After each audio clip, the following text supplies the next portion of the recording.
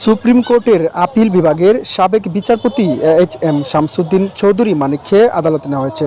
শনিবার 24শে আগস্ট বিকেল 4টায় সিলেটের জুডিশিয়াল ম্যাজিস্ট্রেট এক আলমগীর হোসেনের আদালতে তাকে তোলা হয়।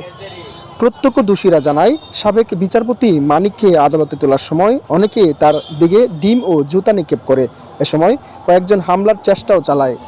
পরে কঠোর নিরাপত্তা দিয়ে তাকে আদালতে নিয়ে যায় পুলিশ।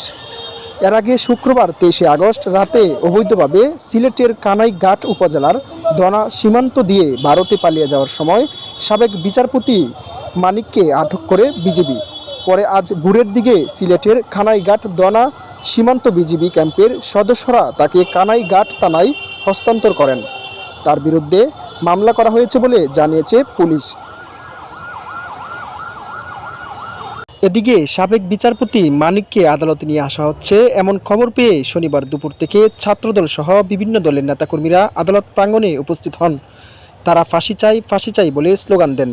পরে পুলিশ প্রিজন ভ্যান থেকে তাকে নামিয়ে আদালতে নেওয়ার সময় জুতা নিক্ষেপ, লাথি ও ঘুষি মারার পাশাপাশি অনেককে ডিম ছুঁড়ে মারতেও দেখা যায়। কোর্ট পুলিশ পরিদর্শক জমশেদ আলম বলেন, সাবেক বিচারপতির বিরুদ্ধে ঢাকার বাড্ডা, আদাবর থানাসহ একাধিক থানায় হত্যাসহ বিভিন্ন অভিযোগে মামলা থাকায় তাকে থানা পুলিশ 54 ধারায় গ্রেফতার দেখিয়ে আদালতে পাঠায়। পরে আদালতের বিচারক তাকে কারাগারে পাঠানোর আদেশ দেন। আমরা সংশ্লিষ্ট থানাগুলোতে আসামি সিলেট আছেন বলে বার্তা পাঠাবো। পরে সংশ্লিষ্ট থানা তাদের মামলায় গ্রেফতার দেখাবে।